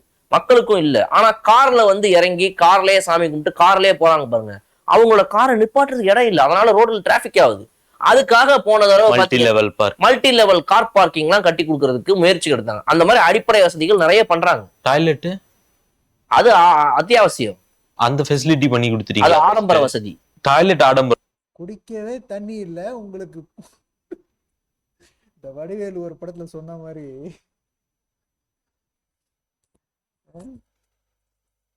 டாய்லெட் வசதியே இல்லை. ஒரு மல்டி லெவல் கார் பார்க்கிங்ல தான் கார் நிறுத்துவீங்களா? கோவிலுக்கு வர்றதுக்கு நடந்து வாடா, கோவிலுக்கு வரும்போதாவது நடங்க. ஆடம்பர வசதி, மல்டி லெவல் கார் பார்க்கிங் அத்தியாவசிய தேவை ஆமா. உங்களுக்கு, மக்களுக்கு. உங்களுக்கு இந்த டிஎம்கே சப்போர்ட்டர்ஸ் கிட்ட நான் ஒண்ணு கேட்கணுங்க.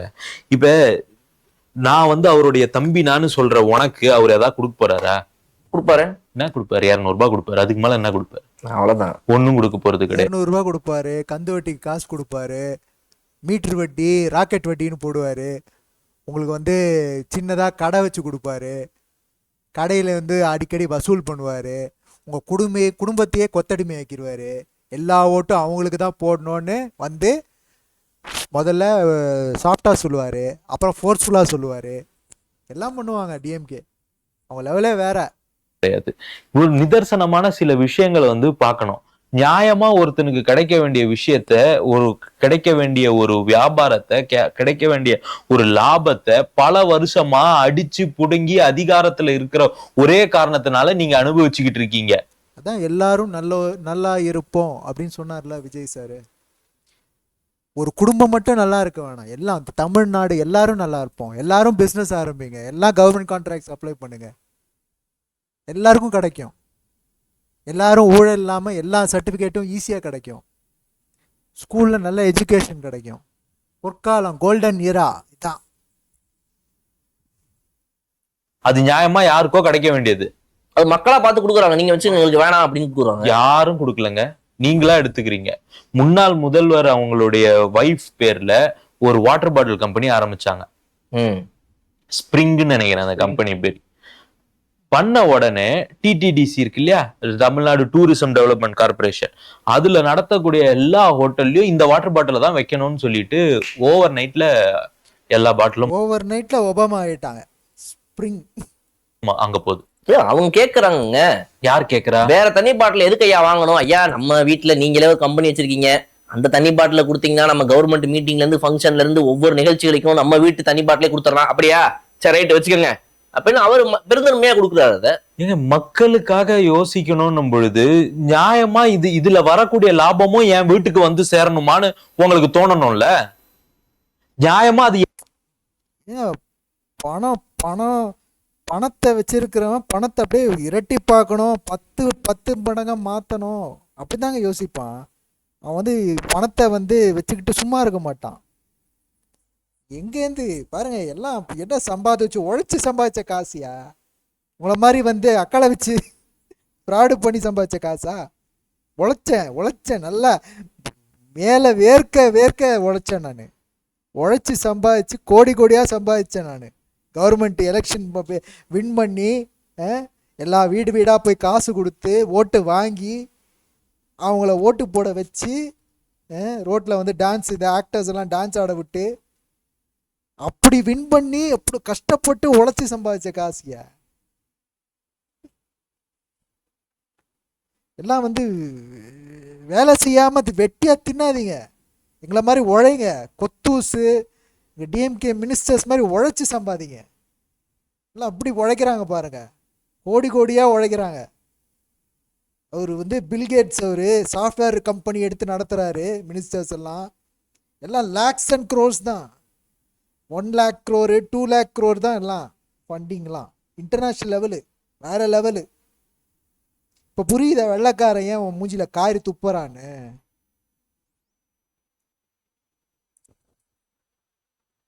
எவனோ ஒருத்தனுக்கு போய் சேர வேண்டியது தானே. அந்த லோக்கல்ல ஒரு பேக்கேஜ் ட்ரிங்கிங் பண்றவன் இருப்பான் தெரியுமில்ல, ஒவ்வொரு டிஸ்ட்ரிக்ட்லயும். அவனை அது போய் சேர்ந்துருக்கலாம்ல.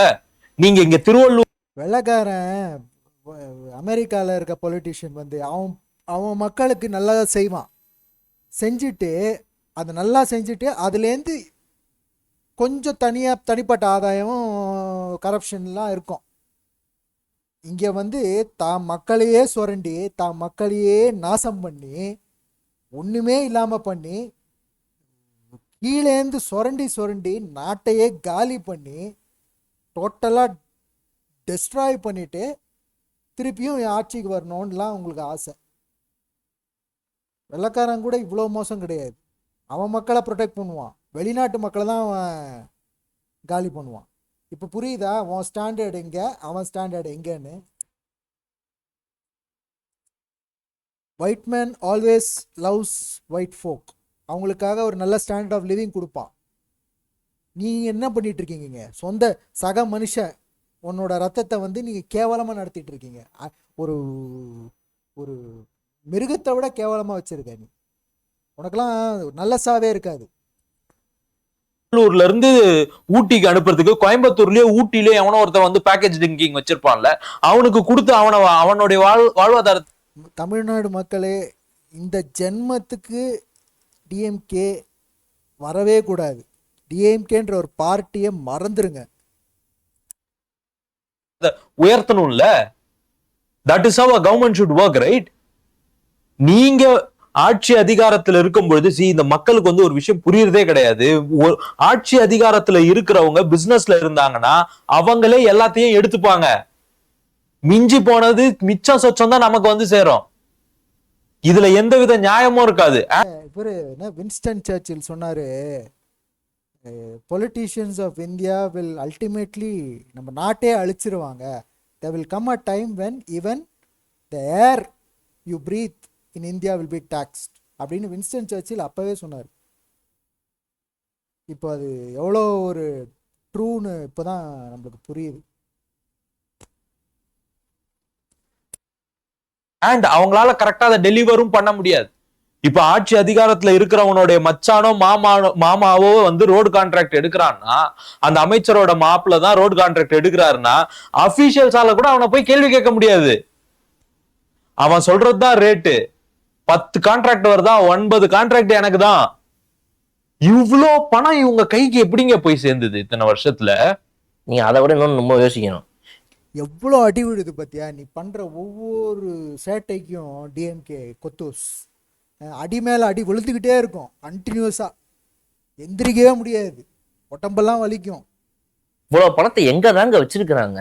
அதெல்லாம் எங்க வச்சிருக்கிறாங்கன்னு உங்களுக்கு தெரியும். இவங்க எப்படி இவ்வளவு பணம் போய் சேருது? அண்ட் இன்னும் மேலும் மேலும் மேலும் ஏன் சேர்த்துக்கிட்டே இருக்கீங்க?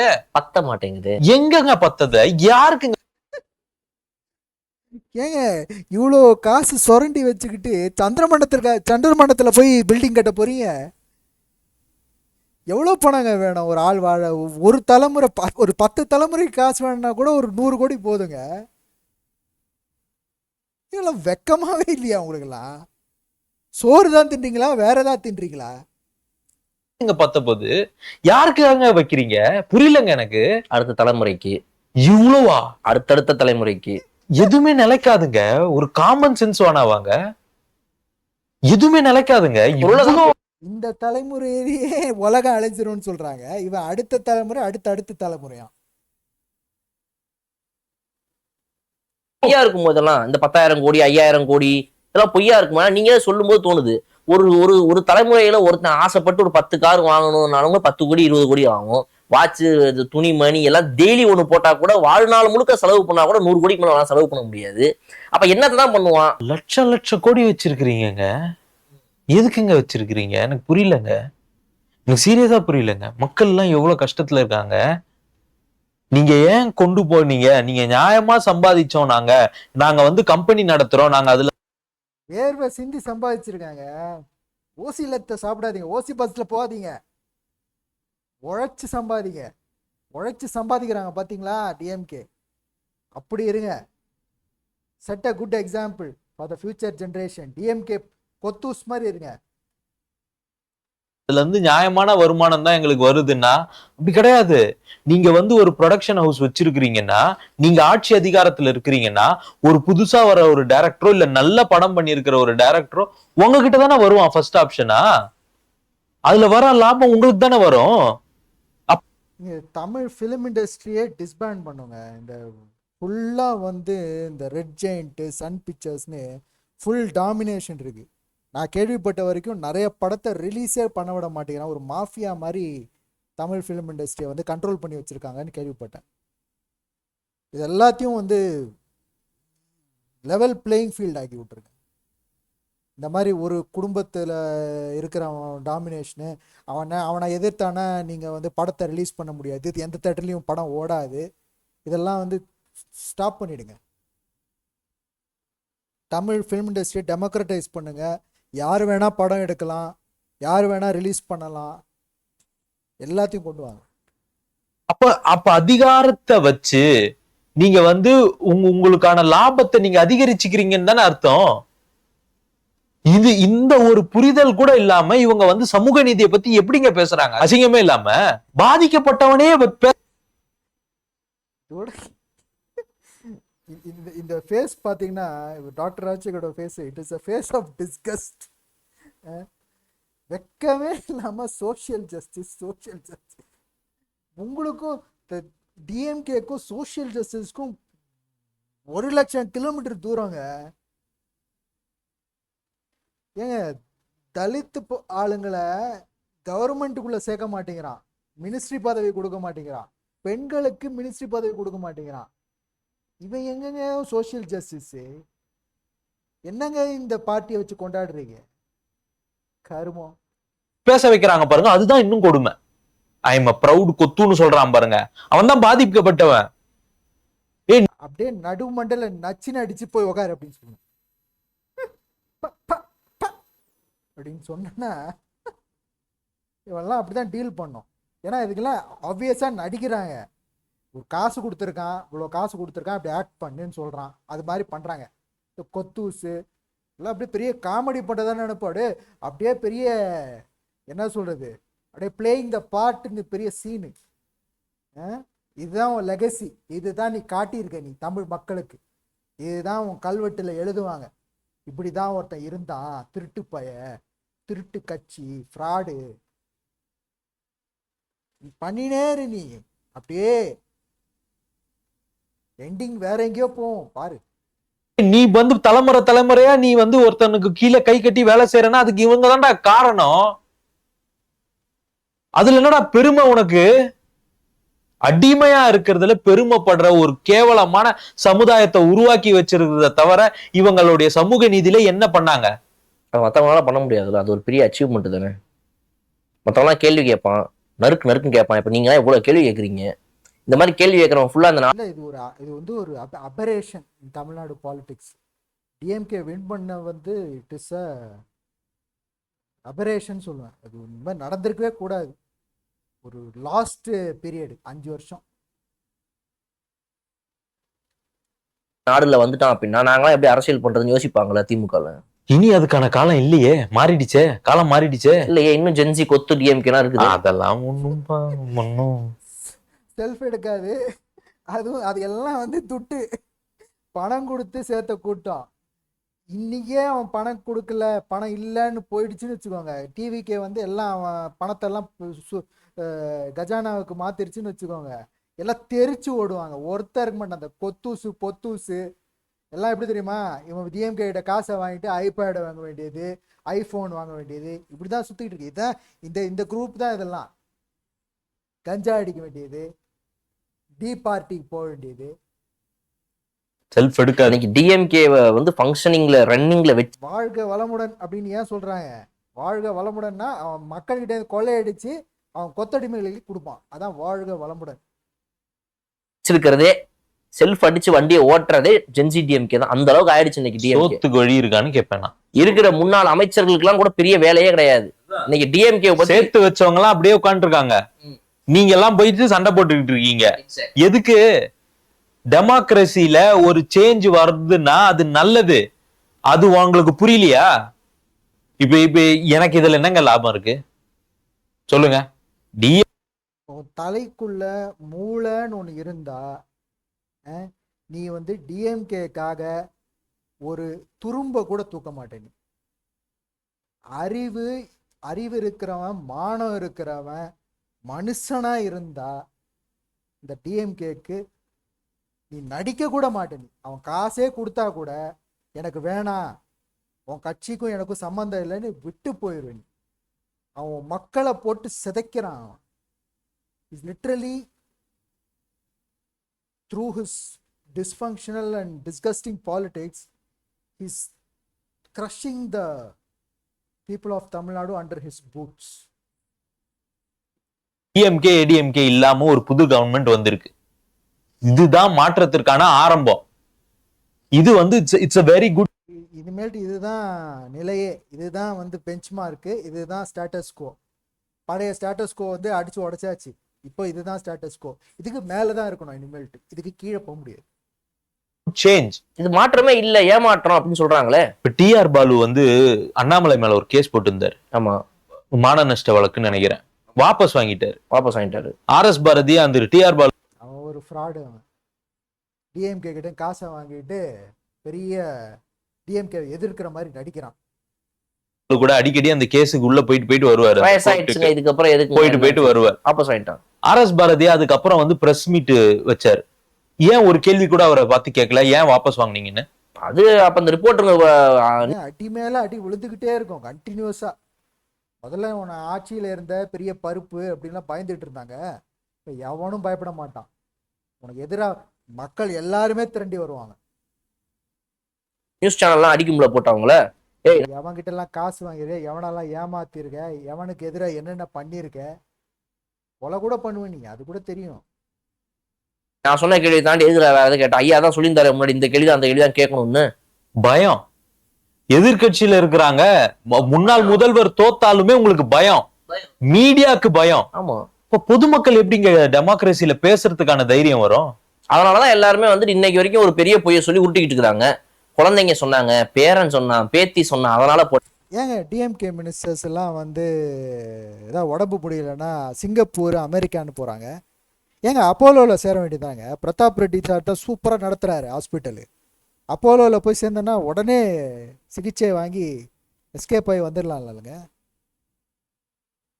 ஏங்க தமிழ்நாட்டில் சென்னையில் மட்டும் ஏங்க இவ்வளோ அப்போலோ கெமிஸ்ட் இருக்காங்க, வேற கெமிஸ்டே இல்லைங்களேங்க.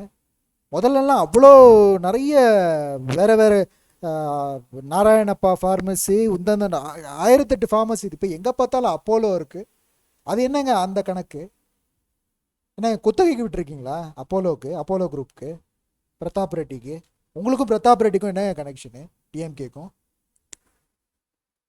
போட்டேன். அவங்களுக்கு ஆசை ஆக்சுவலா மாற்றத்துக்கு வேணும்ன்றதை இன்னைக்கு வரைக்கும் யாரும் ஒத்துக்கவே இல்லை. அதை கவனிச்சிங்களா? எல்லாம் இனிமே அம்மா இறந்தது அப்போலோல. பேரம்பேத்தி மேல பொய்யா ஒரு பழிய போட்டு நான்லாம் ஓட்டு போடலப்பா அவன் சொன்னான். ஓட்டு போட்டவங்களை சொல்ல, இப்ப இந்த கொத்தூசுன்னு சொல்லிட்டு பெருமைப்பட்டு இருக்காங்கல்ல, அவங்கள கேக்குறேன்.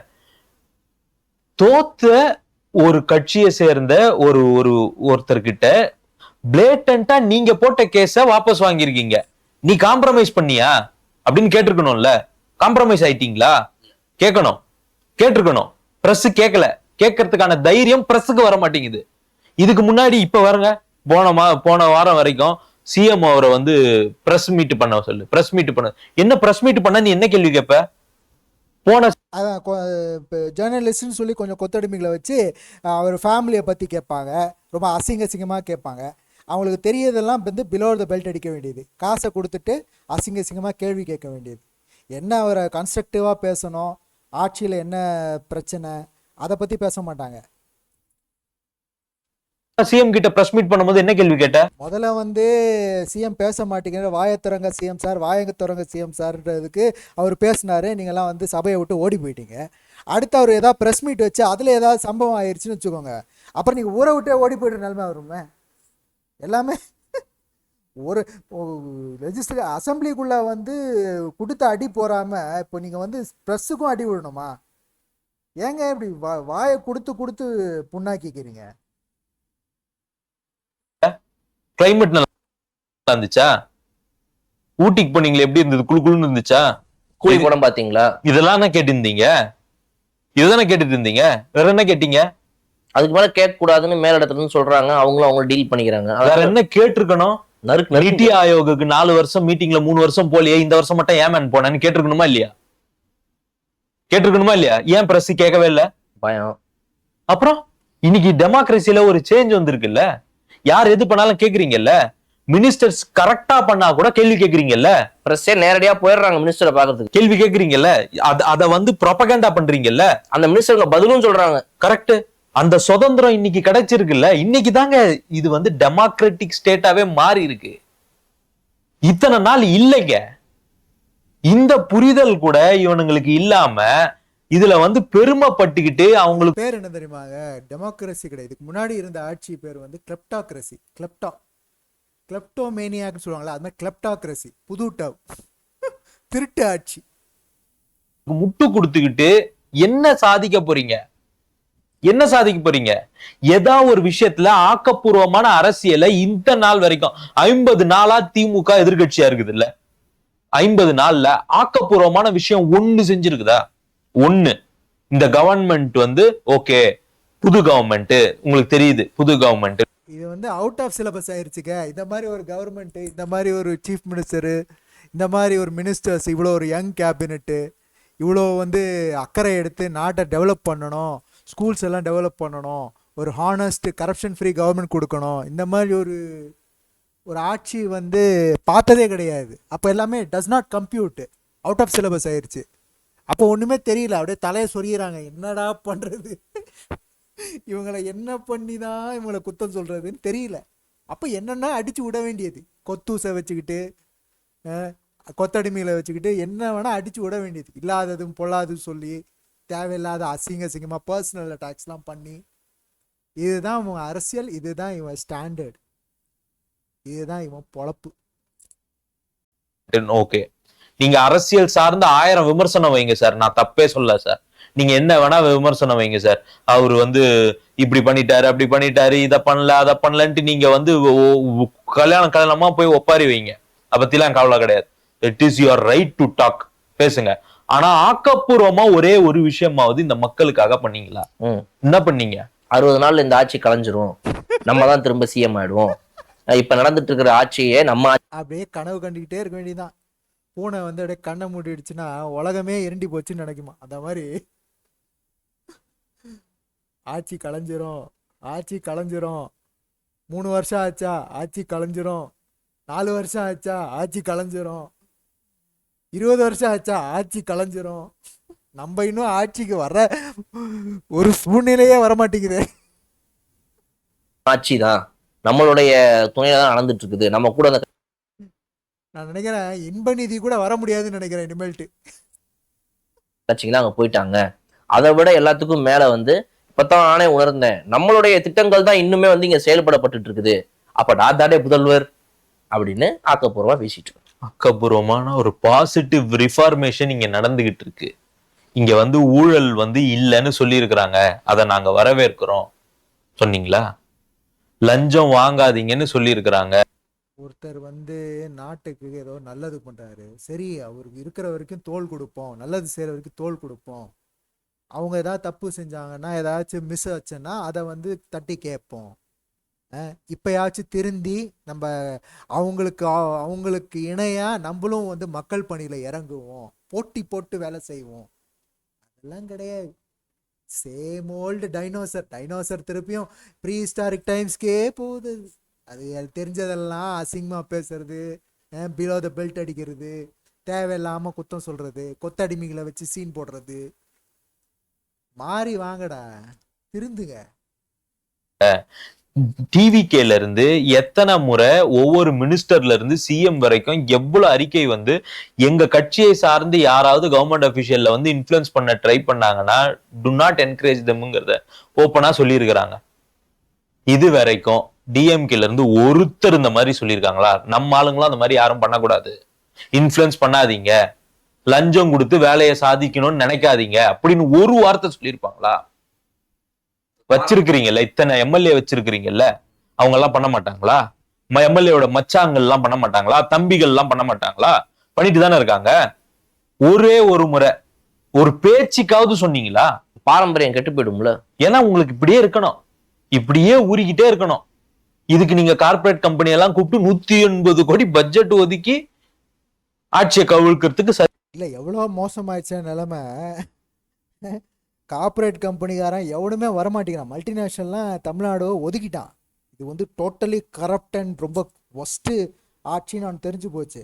இப்போ ஏதாவது இன்வெஸ்ட்மெண்ட் காட்டணும்ல, அப்போ வந்து இந்த இந்த ஹோட்டலு, அவன் பேர் ஸ்ரீகிருஷ்ணா ஸ்வீட்ஸு, அடையார் ஆனந்த பவனுக்கெல்லாம் காசை கொடுத்துட்டு புதுசாக யூனிட் ஆரம்பி, புதுசாக கம்பெனி ஆரம்பின்னு ஆரம்பி விட்டு அதை வந்து முதலீட காமிச்சிருக்க நீ.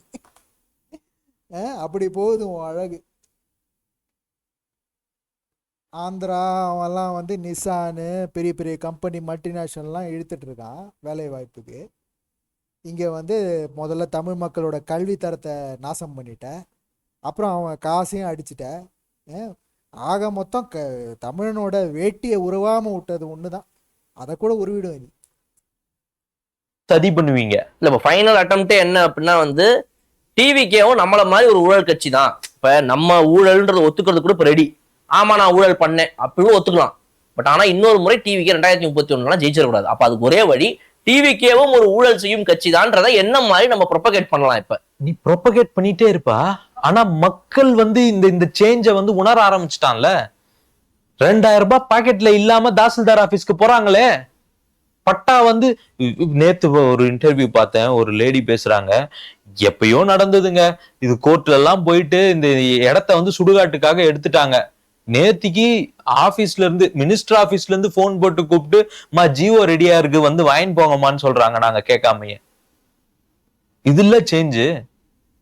அந்த அம்மா அவ்வளவு இதுவா சொல்றாங்க. 35 வருஷம் செக்ரட்டரியேட்ல வேலை செஞ்சாங்க, அவங்களோட ஃப்ரெண்டுக்காக வந்திருக்கிறாங்க கூட. 35 வருஷம் இங்க வேலை செஞ்சு ரிட்டையர்ட் ஆயிருக்கேன், இது வரைக்கும் இப்படி நடந்ததே கிடையாதுங்க. இந்த தமிழ்நாடு சரித்திரத்தை நடந்ததே கிடையாதுங்க, ஃபர்ஸ்ட் டைமுங்க இது அப்படின்னு சொல்லிட்டு போறாங்க. இது சேஞ்ச் இல்லையா? இதுதானே மாற்றம்.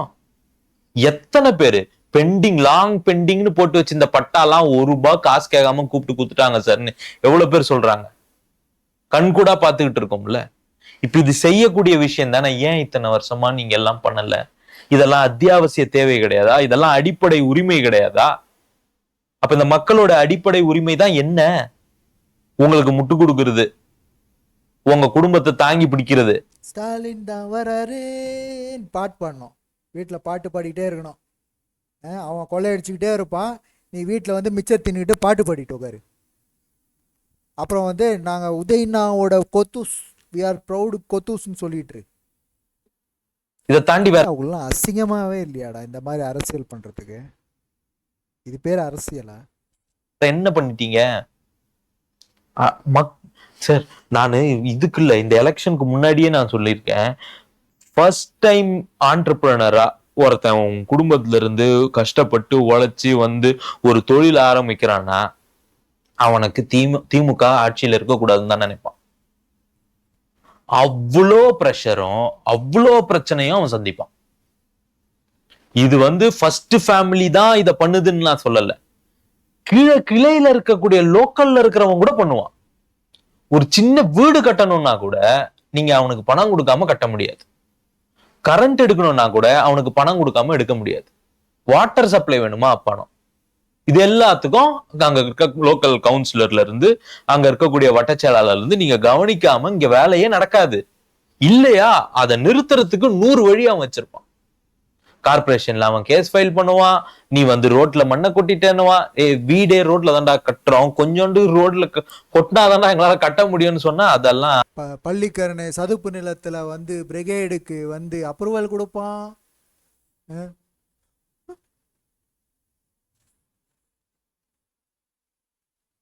ராம்சார் நிலத்துல அப்ரூவல் கொடுப்பான். எல்லாத்தையும் சொல்லுங்க. இதுதான் டிஎம்கேவோட லட்சணம். அங்க ரூல்ஸ் எல்லாம் பேசுவானுங்க, பணம் கொடு கம்முன்னு போயிடும். இதை நம்ம பார்க்கவே இல்லையா இத்தனை வருஷத்துல? உங்க வீடு கட்டும் போது இந்த பிரச்சனை வரலையா உங்களுக்கு? உங்க கம்பெனி ஆரம்பிக்கும் போது இந்த பிரச்சனை வரலையா? எல்லாரும் இதை சந்திச்சுட்டு தான் இருந்தோம்.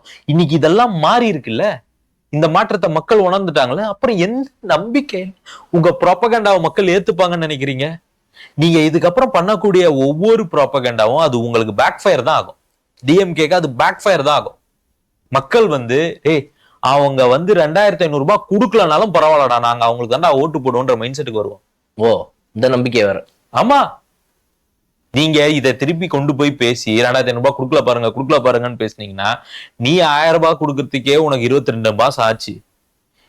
இவங்கள வந்து கேட்கறதுக்கு உனக்கு எனக்கு கவர்மெண்ட் காசு கொடுக்க வேணாம், எனக்கு நல்ல வேலை கிடைச்சிருச்சு, எனக்கு வந்து நல்ல பிஸ்னஸ் கவர்மெண்ட் கான்ட்ராக்ட் எனக்கு கிடைச்சிருச்சு, நல்ல பிஸ்னஸ் பண்ணுறேன், நல்ல லாபம் வருது, க்ளீன் கவர்னன்ஸ் நடத்துகிறாங்க, பிஸ்னஸ்லாம் வந்து அப்ரூவல்லாம் ஈஸியாக கிடைக்கிது, நான் நினச்சதெல்லாம் நடக்குது அப்படின்னு சொல்லுவாங்க மக்கள். நீ சொன்னல இந்த 2000 ரூபாய் 2500 ரூபாய் எனக்கு வேணவே வேணான்னு சொல்லிவிடுவாங்க, மக்களே சொல்லிவிடுவாங்க. பொற்கால ஆட்சி அவ்வளோ நல்லா நடந்ததுன்னா மக்களுக்கு இந்த மாதிரி ஒரு சப்போர்ட்டே தேவை இருக்காது. இந்த ஃபைனான்ஷியல் சப்போர்ட்டு அவங்களே they will help them selves. அவங்க வந்து அவங்களுடைய பிரச்சனைகளுக்கு அவங்களே தீர்வு கண்டுருவாங்க. அதுதான் பிரச்சனை. இந்த டிஎம்கேக்கு அது பிடிக்காது. இவெல்லாம் வந்து முன்னேறிட்டான்னா ஐயோ நம்ம முன்னாடி கை கட்டி நின்ற பையெல்லாம் இப்போ பெரிய ஆள் ஆயிட்டானே, நம்ம மூஞ்சியை எங்கே கோய் வச்சுக்கிறது, நாளைக்கு நம்மளை மதிப்பாங்களா, எல்லாம் காரி துப்ப மாட்டாங்க, இப்போவே துப்புறாங்க, இதுக்கு மேலே ஓட்டு போடுவாங்களா? தார்மீக உரிமையும் கிடையாது. அப்படியே 22 மாசம் கழிச்சே இவங்க கொடுக்கலன்னா நீங்க அவ்வளவு நாசம் பண்ணி வச்சுட்டு போயிருக்கிறீங்க. ஒன்னும் கிடையாது. இந்த கவர்மெண்ட்ல வருமானத்தை வந்து இப்படி சொரண்டி நீங்க உங்க குடும்பத்துல சேர்த்து வச்சுட்டீங்க.